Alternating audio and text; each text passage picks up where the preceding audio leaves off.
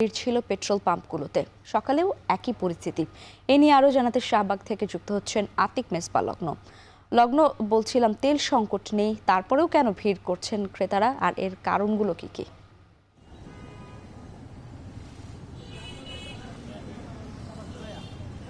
লাইবা, এই কারণটি আসলে এখনো কাকতালীয়ভাবে থেকে গেছে। অর্থাৎ যারা ক্রেতা বা গ্রাহক রয়েছেন তারা কিন্তু কোনো কারণ ছাড়াই তারা কিন্তু এখানে সারিতে দাঁড়িয়েছেন। আমরা অনেক গ্রাহকদের সাথে কথা বলেছেন অনেকেই আসলে আতঙ্কে প্রয়োজন ছাড়াই মূলত এই সারিতে দাঁড়িয়েছেন এবং বেশি বেগ পোহাতে হচ্ছে, যার কারণে আমরা ঠিক সকাল থেকে এখানে আছি। আমরা গেল রাতে যেমন দেখেছি রাতভর এখানে ভিড় জমেছে। একই সাথে একটু দেখাতে চাই, আজকেও কিন্তু ভোর থেকে আমরা দেখছি শাহবাগের এই পেট্রোল পাম্পটিতে আসলে প্রচুর পরিমাণে যারা এখানে গ্রাহক রয়েছেন তাদের ভিড় কিন্তু আমরা একদম অব্যাহত অবস্থায় দেখছি। এখন যে গাড়ির সারিটি দেখছেন এটি কিন্তু শুধু এই শাহবাগে না, আমরা দেখেছি শাহবাগের একদম মোড় থেকে কাঁটাবনের যে সড়ক রয়েছে সেই দিক অবধি কিন্তু চলে গিয়েছে এবং প্রত্যেকজন গ্রাহকের সাথে আমরা কথা বলার চেষ্টা করেছি শুরু থেকে শেষ অবধি।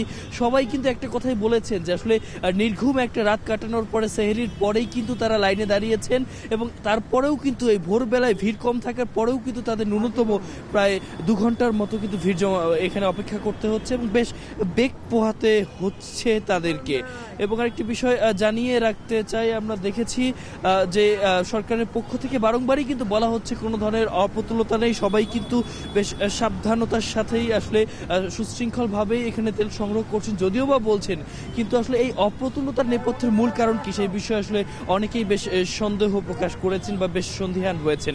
আমরা দেখেছি গেল দিন আসলে জ্বালানি মন্ত্রণালয়ের পক্ষ থেকে স্পষ্টভাবে জানিয়ে দেওয়া হয়েছে যে কোনো ধরনের আসলে গুজবে কান দেওয়ার অনুরোধ না করা হয়েছে এবং একই সাথে বলা হয়েছে যারা আছেন সবাই যেন সুশৃঙ্খলভাবে সহনশীল আচরণের মাধ্যমে জ্বালানি তেল সংগ্রহ করেন, সেই নির্দেশনা কিন্তু আমরা স্পষ্টভাবেই কিন্তু দেখেছি।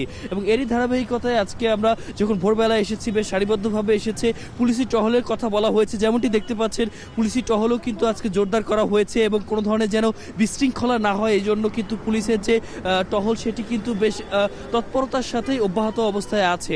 এবং আমরা গেল কয়েকদিনে দেখেছি যারা গ্রাহকরা রয়েছেন ক্রেতারা রয়েছেন তাদের একটি ভিড় ছিল যে এখানে অনেকে শৃঙ্খলা ভঙ্গ করছেন। তো সেই জায়গা থেকে গতকালকেই কিন্তু আমরা দেখেছি যে বাংলাদেশ পেট্রোলিয়াম কর্পোরেশনের পক্ষ থেকে পুলিশি টহল বাড়ানোর কথা বলা হয়েছে এবং আজকে একদম সকালবেলায় কিন্তু আমরা দেখছি এখানে পুলিশি টহল জোরদার করা হয়েছে। তারা কিন্তু এখানে থেকে শৃঙ্খলা নিয়ন্ত্রণের জন্য যে ধরনের পরিস্থিতি বা যে ধরনের উদ্যোগগুলো নেওয়া দরকার প্রত্যেকটি উদ্যোগ কিন্তু আজকে আমরা দেখেছি।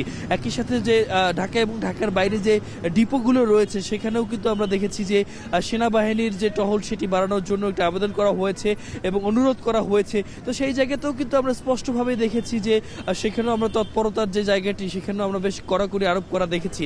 তো তবে পুলিশি টহলের মাধ্যমে কিন্তু পুরো বিষয়টিকে নিয়ন্ত্রণে আনার চেষ্টা করা হচ্ছে। আমরা যারা বিক্রেতারা রয়েছেন তাদের সাথে কথা বলেছি, তারা বলেছেন অপ্রতুলতা নেই, তবে যারা গ্রাহকরা রয়েছেন তারা যদি সহনশীল আচরণ করে তাহলে হয়তো বা অনেকাংশেই এই যে ভোগান্তি রয়েছে এই ভোগান্তি লাঘব করা সম্ভব। তো লাইবা এই ছিল আমার এখান থেকে সর্বশেষ। লাইবা, সকালবেলাও ফিলিং স্টেশনগুলো